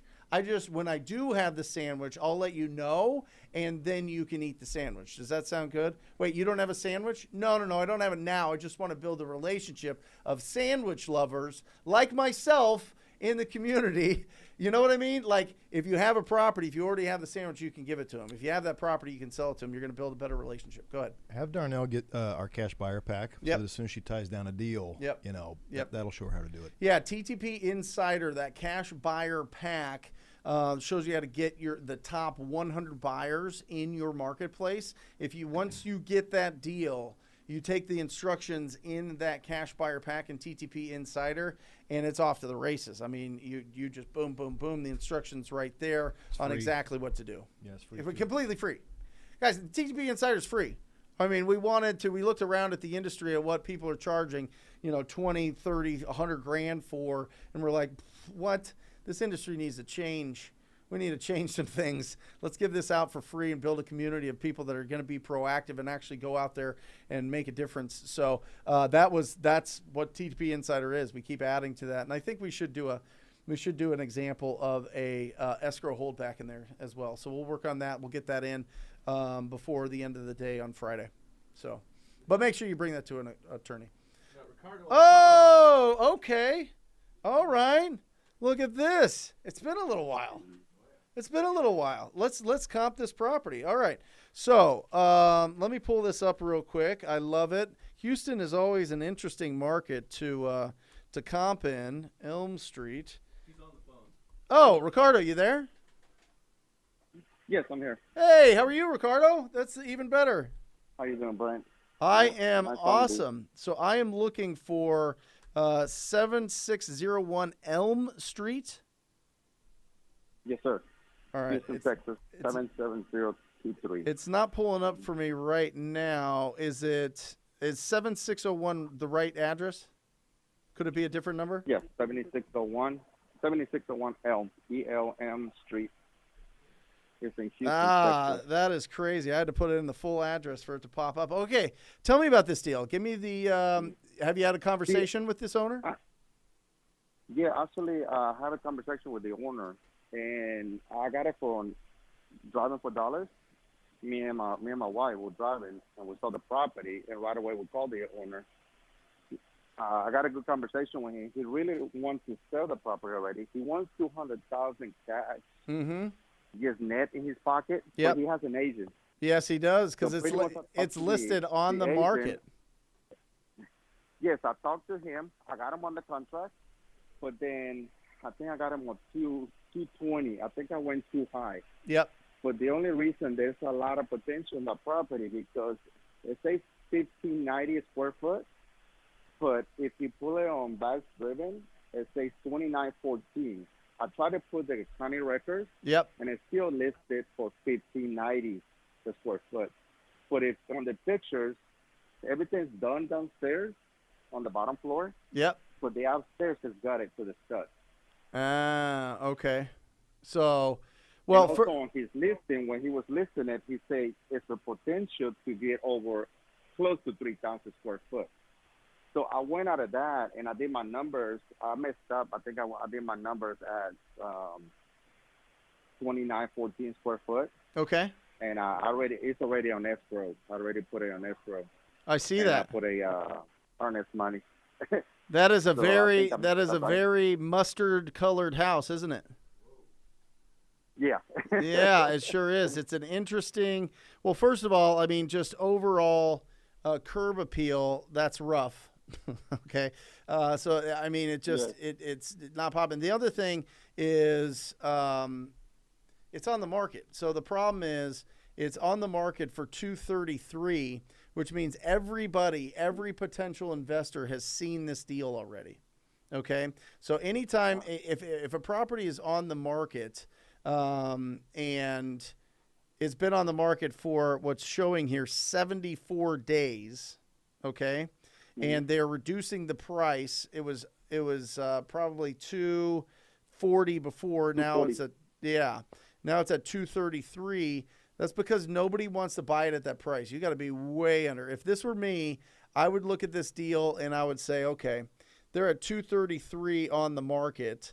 Of course, he wants 200 cash, but the potential. I don't like working on deals when it comes to the potential of the deal unless it's like there's a lot of examples of things getting built around this. And I'm just looking at this property from the aerial shot here.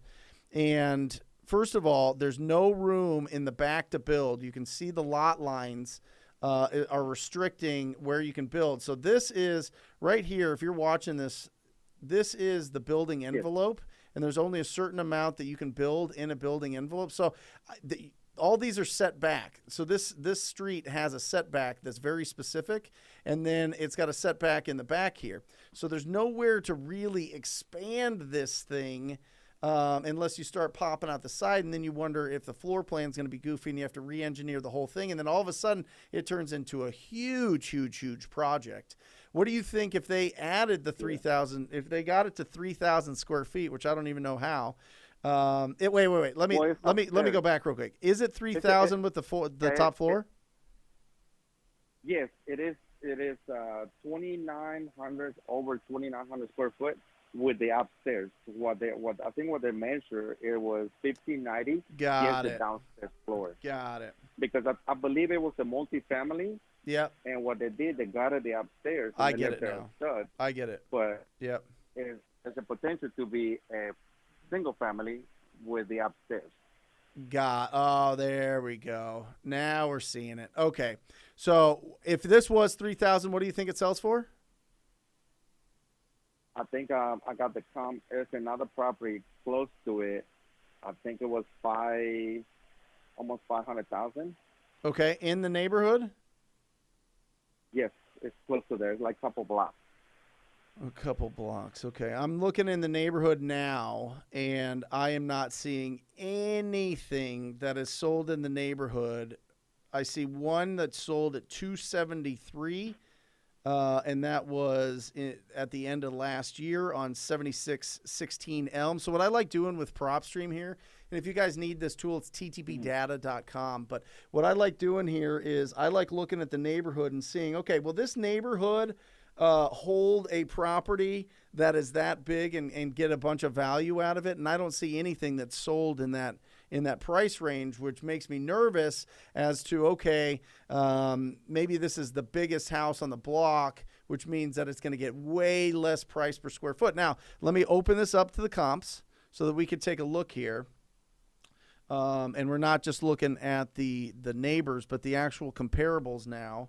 And let me see. Let me go back. I'm going to set this thing for since the beginning of the year, just because this is kind of a unique deal. I'm looking at this. I just don't see anything that, I mean, we can open this up. Let's open this up. Let's go 2,500 square feet for comps to 3,200 just to see what's sold over there, just to see if it opens it up. I'm just not seeing anything in a half mile. Let me see. Active, contingent, pending. That probably won't show because it's Texas. I'm just not seeing a lot that's selling there, brother. Was it a mile out? I'll try to pull the address, see if I can get it, but I forgot the other address. Yeah, I think they're just swinging for the fences. I think this property has been on the market. They weren't able to sell it at 240. Whenever that happens, I put in that 50% rule and try to get it at half of what they have it listed for. And then it's showing on the market at 233, but I've got this thing locked up at 115, 120. And then I can sell it to somebody and they're not like, well, I'll just go buy it on the market. That's the disadvantage that you have when you have on-market properties is anybody could call up the agent and put in a backup offer or just talk to them, right? So, yeah, I think you're locked up too high. Whenever it's on the market and it needs some love, if it doesn't get snatched up within the first week, they're way overpriced, and I would hit them at 50% in this instance. 50%. Yep. Oh, okay. Yep. Yeah, because I still have the 10 days. Yeah, I would just see if you can get a price reduction. If not, then move on. Yeah, but they're going to have to do something. I mean, they obviously have some distress. They didn't fix up the top half of that house. So you've got a house that's 3,000 square feet and the rest of the neighborhood's 1,500. So that, it's not conforming to the neighborhood. And when you have a property that's not conforming to the neighborhood, it is very difficult to sell it. One, just from a pricing standpoint, but two, how do you ever get out of that property? If somebody does buy that thing for $350,000, $400,000 once it's looking beautiful and it's not colored mustard, then all the other houses are selling for $250,000. So how do you get? The appraiser's that's gonna affect the appraisal, and it's gonna affect like, oh, I can afford a $400,000 house, but everybody over here they're buying houses at $200,000. That feels weird, right? Like I have this big giant house in this area, but everybody else has tiny houses. It just doesn't conform. So those are way tougher to sell. Oh, okay. Yeah, this was like my first deal. I love it. Yeah, not my first deal, my first contract, and I have another one on the contract too. So yeah, is it off market? It's on that one. It is on market, but she wanted $585, and I got it for $535. Okay. Well, just remember, everybody's going to see that on market price. So just make sure that you're aware of that and get it out to everybody. And if listen, there's a right buyer for everything. So it's just pricing. They'll let you know. Yeah, they'll let you know. Okay. Awesome. I would thank you, Brent. Appreciate it. Thanks for calling in. Awesome. Guys, TTP Data, that's where we're pulling that, ttpdata.com, powered by PropStream, pulling up all that information. You can pull all your lists and do your comps there. It is bananas. All right. Luis, late to the party, but my question is, do you straight up tell the seller you buy at a discount and will be fixed and flipped by an investor? Depends on the property. So let's just, you're asking me that question. So to me, I buy these properties. We might flip this property. We might wholesale this property. We might keep the property. So there's a lot of different options there. Okay. Now, what I think is very important is for everybody, and this is just fundamental, is you need to take that fire in your belly and that passion and that sparkle in your eyes and you need to talk to anybody that has money and go to all those investor groups and all those meetup groups and all those things and say, if I find a really discounted property, a really good deal, will somebody here partner with me to close this deal? People will tell you yes. People will tell you yes if you go with that approach. If you just go and you go, well, you know, if I find a deal, I'd like to be able to buy it, but I don't have money. You have money. Do you think we could do that? No. You got to build a lot of benefit into that relationship by you going out there and being proactive and just going bananas, finding opportunities, and people will back you up. So why do I say that, Luis? Because one, it gives you the supreme confidence that if you need to close, you can. Okay? That means you don't have to go into that situation feeling like you are a liar about buying that property cash, or about, you know, hey, I'm not the actual buyer. I actually have a database of buyers, but I'm going to put your property under contract and I'm going to put that in front of them and they're going to see if they want to buy it. And if they do, then you can sell your house, right? I mean, that's just awkward. That's just really, really, really rough. So one, I want you to build that and actually be a buyer. Find somebody. And I'm telling you, people will do this. I am telling you, everybody that has taken this seriously has found somebody to financially back up. But I don't know anybody. None of my family does. None of my friends do. None of my network does. Everybody that I know is broke. And I want to do this business, but I don't want to go out there and feel like I'm, lying to people about buying their house. Go squad up. Like, upgrade your squad. Upgrade your squad with people that are doing the business, that see the potential there. I'm telling you, doesn't matter where you come from, what the background is, what you look like. If you were out there hustling, people are going to back your efforts. Okay. So that's the first thing. The second thing is, having that conversation. If you want to tell them, hey, listen, I have the right to market this property. I have the right to market this contract. While we have it under contract, one of my exit strategies is to reach out to my network of other investors and see if they want to do this deal. That's the conversation you have. Okay. If you want to go straight up and be like, listen, I want to put this property under contract and sell this contract to somebody else, and it's and it's going to be the same and it's going to be real smooth, you can try. But I would rather you go with the confidence and knowing that you could close on that deal if you have to. And it gives you wonderful discipline to not lock up deals that you're just hoping will sell, right? Like, if you're like, really, if you feel like you got $1 million in your pocket, which you can certainly get if you connect and you squat up, you can do it today, tomorrow, whenever the next meetup is. You do that, you're going to go for the real good deals. And when you're going after real good deals,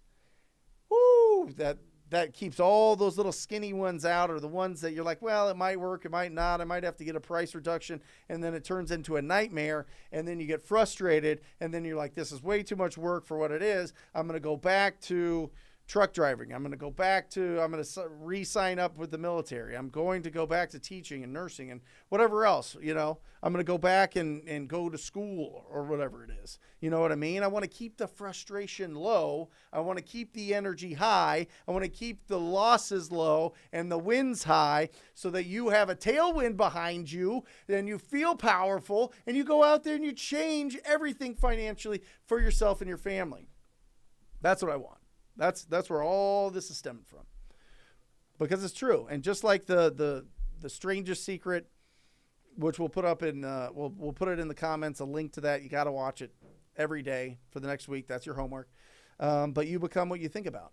You become what you think about. You can become what you focus on. Do we have somebody live here? Yep. Arturo.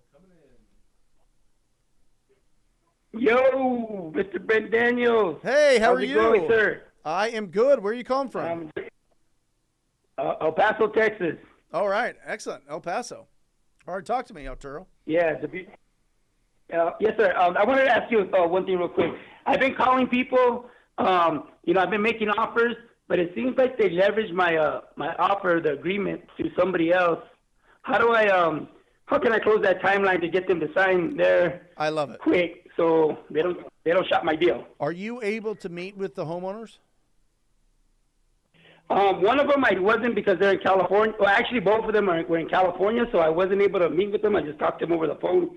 We agreed to some prices, And the deal, one of them sent it to her title company. I guess she had a friend that worked there, and he shopped the deal to his investor friend. And then the other one, I'm just kind of been waiting around in limbo for over a week for him to sign. Okay. Well, a couple different things. I'm going to give you a couple that is I'm going to give you the tactics so that you can get more of these contracts signed. So number one is, and I'm sure you're already doing this, but make sure that you're pre-qualifying 100%, right? Condition of the property, timeline to sell, motivation to sell, and their price, right? Once you get on those in alignment, remember negotiating comes down to price, terms, and you. Okay, so they got to know, like, and trust you, and they will work with you. All right, if the price and the terms are good, but they're like, well, maybe I should leverage this, or maybe I can stiff arm him and see if other people will give me more, it's because you're not getting that upfront commitment from them. Okay, Mr. and Mrs. Seller, I am ready to, we had talked about what you wanted for the property and when you wanted to close on it. We are in complete agreement. Okay. If I send you the documents to sign over the email, are you prepared to get on the phone with me right now and just go over that and get it done? Right? No, yes, okay, whatever it is. Okay. Well, great. I understand maybe right now, but I'd love to get you on the phone as a professional courtesy to you. I'd like to get you on the phone and just go over the paper, the agreement, so that if there's any questions, I can answer them, and then we can just get it done. Okay. And just see. Now, what you're trying to do, Arturo, is you're trying to pull out their objections, and you're trying to pull out why would they not sign this? Because the worst thing that happens is silence, right? You send that offer out, and it's silence, and then you keep calling and calling and calling and calling. 30 days, 45 days later, you pull up that property. Somebody else bought it for just right around the same price as you gave them, and you feel really frustrated. So one, you got to get the upfront agreement. Yeah, exactly. If what I say makes sense and the agreement all is what we talked about, are you ready to sign the paperwork or the agreement with me today? And just hear what they say. Yes, no, maybe, blah, blah, blah, blah, blah. Okay, what would hold you back? Okay, well, we need to pray about it. Well, I need to run it by my attorney. Well, I need to have my husband talk about it. Okay, great. Can I talk to your attorney? Can I go through this with everybody? Can I get all the decision makers together so that we can get a commitment here? Because I'm very serious about buying this property, right? Just escalate it to the next level, right? Get all their excuses, get all their reasons why they would try to prevent that. And listen, sometimes they're going to leverage your offers. They are. Somebody's going to out-rapport you. Somebody's going to out-relationship you. Somebody's going to outbid you. Somebody's going to, come in at the right time and take that deal from you. But if you get them on, first of all, work with as many people in the community as possible so you can meet them. But if they're not in the community, you got to get them on at the same time to go over that contract to get it signed. And if they won't, it's a big red flag. And you can call them out on it. Listen, Mr. and Mrs. Seller, typically if I send out the agreement and we don't get on the phone, people try to leverage it. And unfortunately, most of the time they find people that will beat the offer, but they can't really close the deal. And then they're way down the line and they're expecting to close at a certain time and they don't. So I'd like to help you avoid all of that and get on the phone with you at the same time, and so that we can get this done. And if they still stiff arm you, then you're just gonna have to figure that out. You know what I mean? You're just gonna have to stay in front. Okay, so basically it's a professional courtesy to go through the paperwork with them right there and get it signed. That's the agreement. Just call it the agreement. Okay, agreement. Agreement is a nice word. All right, sir. Hey, Mr. Energy Man, I appreciate your time, and I want to hold this May 19th, 90 days from now. Let's call it 100. I'm going to be calling you with my first deal. I love you. Better put that on. You better be. I'm going to ring this bell so loud. I'm going to break this bell. It's going to be like the Liberty Bell. It's going to be incredible. Hey, make sure you shout out to Mike for asking all the good questions too. He asked a lot of good questions that I would ask, and And I appreciate that. Mike does ask the best questions. By the way, get that perfect offer pack download from TTP Insider. That's going to help you out a lot. All right, sir. I appreciate your time, and you have a good one. I'll be calling you within 90 days. I'm ready for you. Thank I'm you. ready for you. All right. Look at that. 90 days. He better call me in 30 days. That's what I should have told him. All right. Chris JB asks, hey, Brent, on PropStream, can you explain how public record work in terms of cash transactions and the assignment fee not being recorded? Does that mean the sales price we see is the contract price? 100%, Chris. That is the tricky part. Now, it works both sides, right? There's a benefit and there's a downside, right? The benefit is, hey, Mr. and Mrs. Seller, here's these recent sales that happened in the area. Look at these prices, right? And now they see that. And this is only if they want to see that the reason why you're offering what you're offering. You can go, here you go. Here's these comps. They're similar to yours in the area. This is what I'm running my numbers off of. Is this, does this make sense? So one, you've got a huge benefit that they're sold lower. All right. On the flip side, you don't know what the potential deal size is because there's no recording of how much was made on the assignment. What you see a property sell for $90,000, $120,000, but it could have sold for $150,000, $160,000. So let me give you a little hack here, Chris. What I like doing when I was building up my cash buyer process and cash buyer databases, I would get on every wholesaler's list. Literally every wholesaler's list, because then they're sending the addresses and the prices. And then I would have a VA for, I pay my VA a lot. She's wonderful, Lisa, but she would go back through in Excel and just look through PropStream and see what that property was what it's actually closed for, the price versus what that marketing price was, because typically what they put it out at is typically what they get for it. Not always, but it gives you a really nice idea. Remember, when we're starting out in this business, the toughest part is this a deal or not a deal? The second part is, how big of a deal is it? This is a great way to understand what buyers are paying for these deals total if you see what people blast it out at and what people actually put it under contract at. So if you could use it as a huge advantage. All right, great question. I'm glad you asked that, because it's kind of it's just not talked about a lot. You know what I mean, Mike? Yep. Awesome. Justin from California. Justin. Mr. TTP. Let's what go. An honor. Listen, we're locking up a deal today, huh? Well, that's the plan. I have it under escrow and super excited. In fact, I wanted to give Arturo a bit of confidence, because this deal that I have, this is an inherited property, and the guy, I offered a price and he accepted, but then I made the mistake of not getting it signed right away. And he calls me back and says, I found someone else that's offering me $5,000 more. Yep. So at that point, I say, okay, well, whatever, it's all good. So I moved on. He calls me back 4 days later and asks if the deal's still available.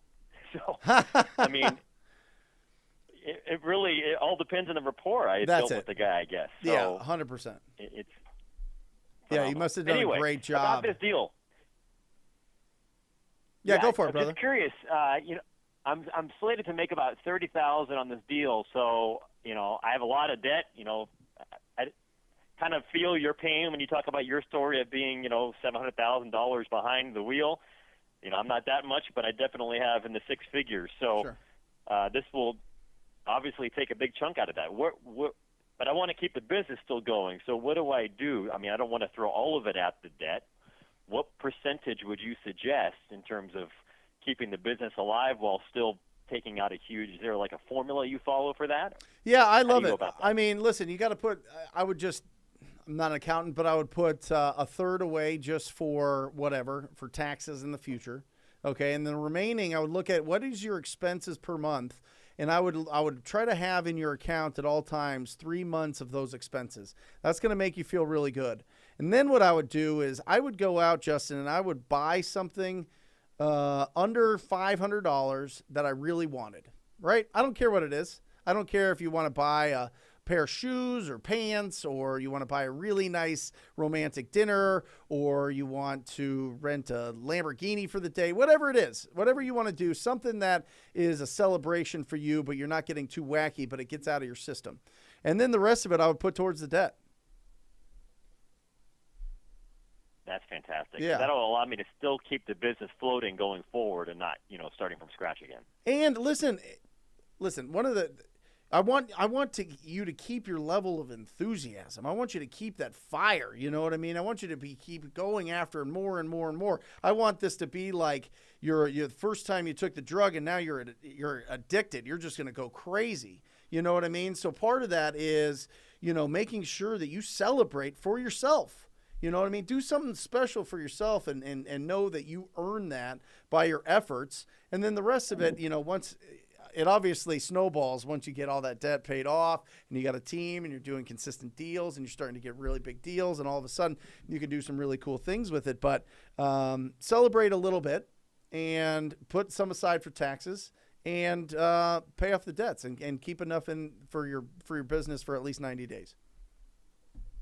Well, part of the reward I'll have is reinvesting in myself by getting the TTP program. Because I've been listening to your Wholesaling Game podcast, baby. Listen, I don't know how long. I'm ready for you. I am ready for you. So wholesalinginc.com/TTP, brother. You know it. I know it. Yep. It's fantastic. Hey, Brent, thanks so much for your time, man. Doing this free content. You really are a go-giver and a life changer. Thank you. Thank you for taking the advice. So, awesome. Well, I think it's time, huh? Yeah, we got our special guest. Got our special guest to just finish this show. Here we go. Are you kidding me? Are you kidding me? Todd Toback. Listen, guys, here it is. When it comes to converting these deals, this is who I go to. This has been my coach for 5 years, 2016, 5 years. He has coached all of my team, all of my acquisition managers. He's the best of the best. It is Todd Toback, the absolute real estate investing legend, Todd Toback. How are you, buddy? I'm good, man. Every time I come on the show, man, I always get a shot of energy. Love the audience and offering value. So pretty excited about what we got going on tomorrow. And I'm just really excited to help people do more deals, bigger deals, and convert some of that stuff sitting in their database into cash, baby. I love it. And that was a question we just had was, if I have a deal that they want to sign an agreement, if I can get them to sign an agreement now, but it'll take 90 days to close it because of whatever reason they want a tenant issue or whatever else. What do you do? What do you do in those situations to shorten the timeline and or to get them to really anchor in and commit to you once you do have that contract signed? You know what I mean? Like sure. how do you get them to, once you get that contract signed, I'll frame it this way, Todd. How do you get them to not backdoor you and cancel the deal and take somebody else's offer? You know what I mean? Yeah, well, the first thing when it comes to sales or acquisition, right, is time kills deals. Yep. Time kills deals. Time kills deals. And I think sometimes we get this fear, right? And so we're like, what if this happens in 90 days? And should I get the contract now or should I wait? You got to get the contract now. Yep. Right? That's really, really important. So you want to grease the wheels. So the first thing is, there's the should I sign the contract now or wait 90 days? Now, you may be going through that, or the seller may be going through that. But as an acquisition specialist or a wholesaler or a real estate investor, your job is to take them on the path to, number one, get that contract signed today. Yep. And then 2, keep them on the track to closing in 90 days. So is it okay if I give some recommendations? Please. So number 1 is saying, great. So Mr. Seller, it sounds like we need 90 days to close, right? Normally what we do is we have an agreement that we'll come to today. We'll get the paperwork and we'll get to escrow or title so that we can get the wheels moving. Then you want to stop there and set that expectation that the paperwork is going to be signed today.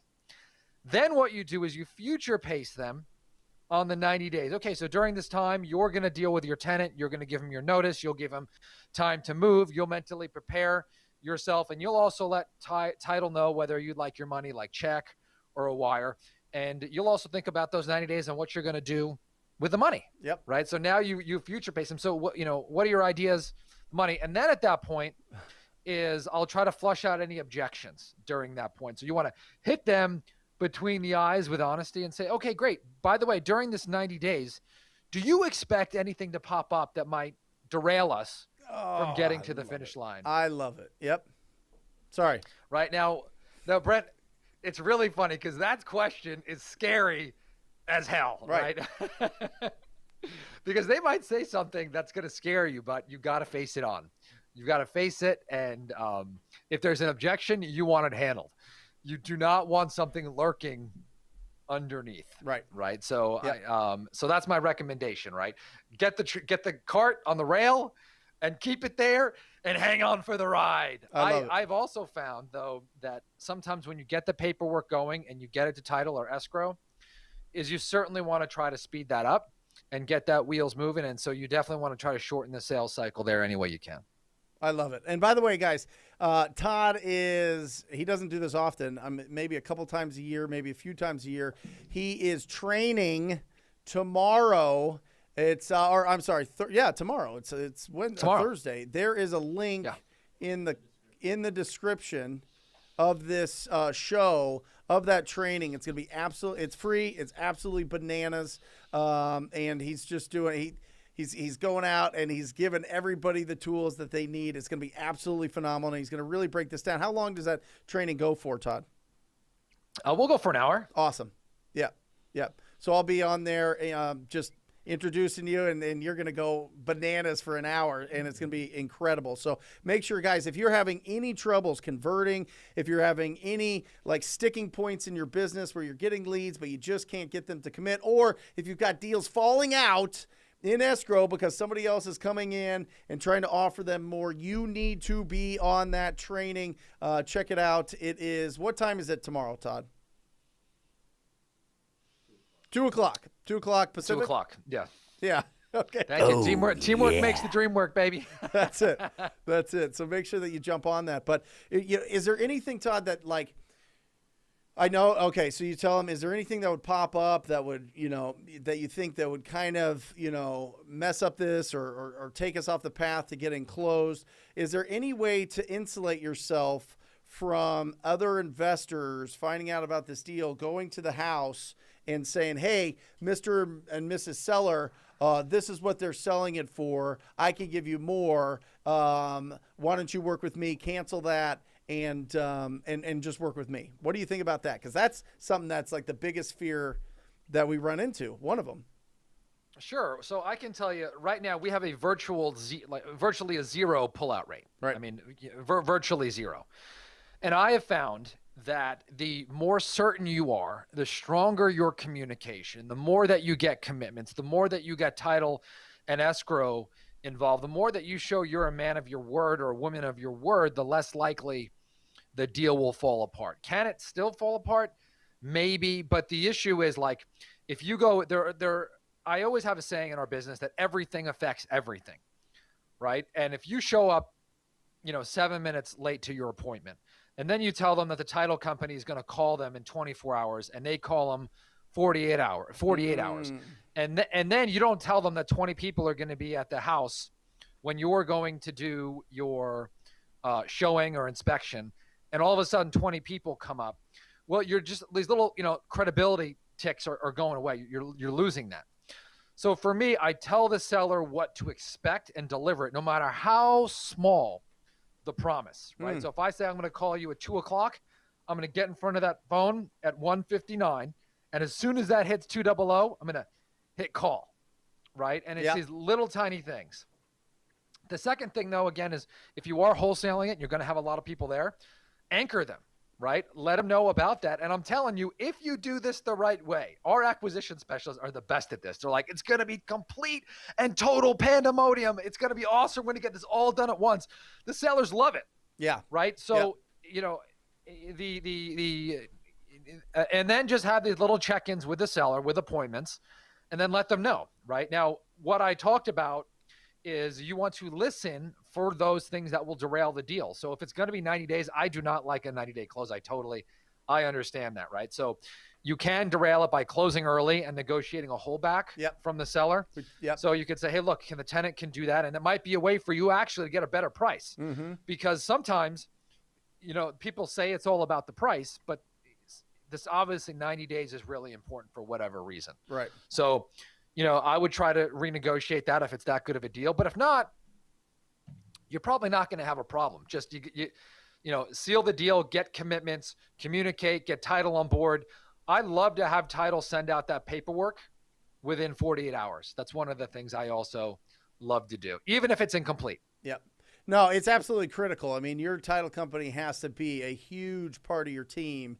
And I think also, Todd, something that you've taught my company and myself is you need to have that certainty. If you're thinking about all these things that are going to happen, if you're thinking about all these negative things that are going to pop up and do that, you're going to almost attract that. It's almost pulling it towards you, right? But if you have that certainty that that you're the best buyer for that seller and you're building that relationship and you've got that likability, right? Certainty and likability. Yeah. I've said that probably a bazillion times. I mean, it's your trademark. I mean, it's yours. Certainty and likability. That's the biggest things. Well, how am I better when I present my offer? Certainty and likability.